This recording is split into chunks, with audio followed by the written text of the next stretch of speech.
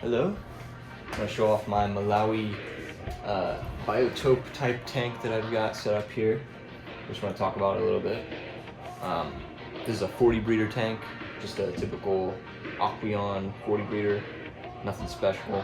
And then this is my custom built tank stand that I did myself that has some plywood for the face, some 2x6s or something like that for the skeleton.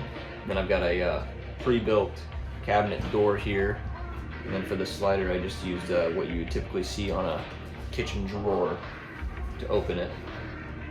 Not completely finished with this cabinet, but I set up the tank before I finished it and just hadn't gotten around to completely, finishing it.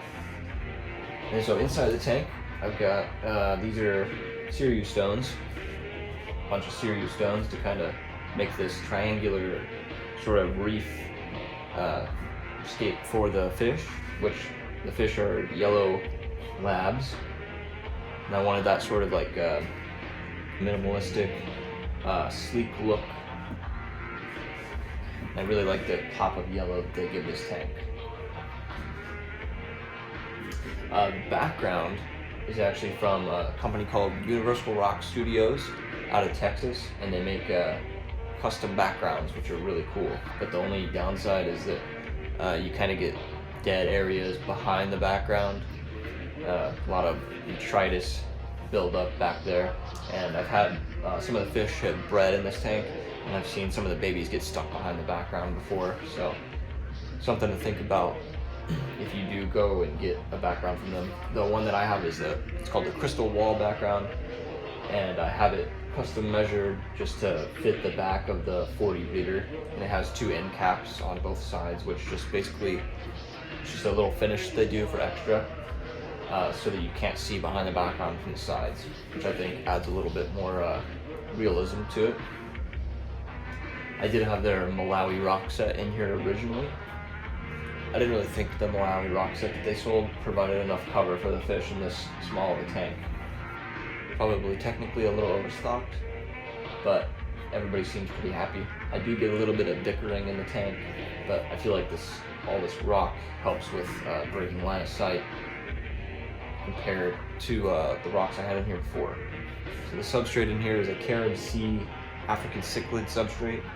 Helps raise the pH and try to mimic their natural environment.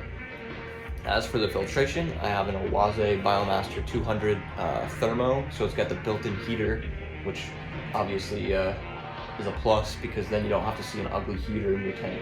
And I really wanted this tank to be sort of a sleek, modern, minimalistic look, so that helps a lot.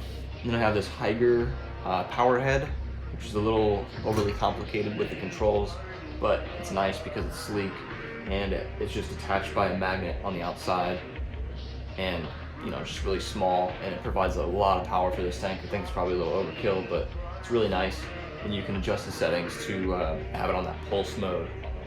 And then in the evening when I'm actually watching it, I have it on full power so that I can just see all the shimmering effect that the power head makes with this spotlight, which is an Asta.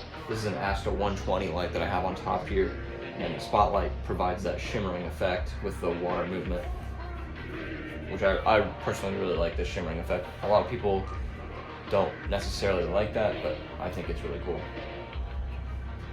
Then I got some Pothos growing out of the top here.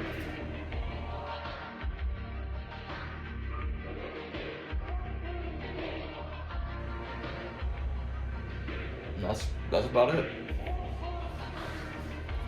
If you have any questions, let me know. Please leave a like, and hopefully I'll post some more about this tank in the future and some of my other tanks that I have set up. So, see you later.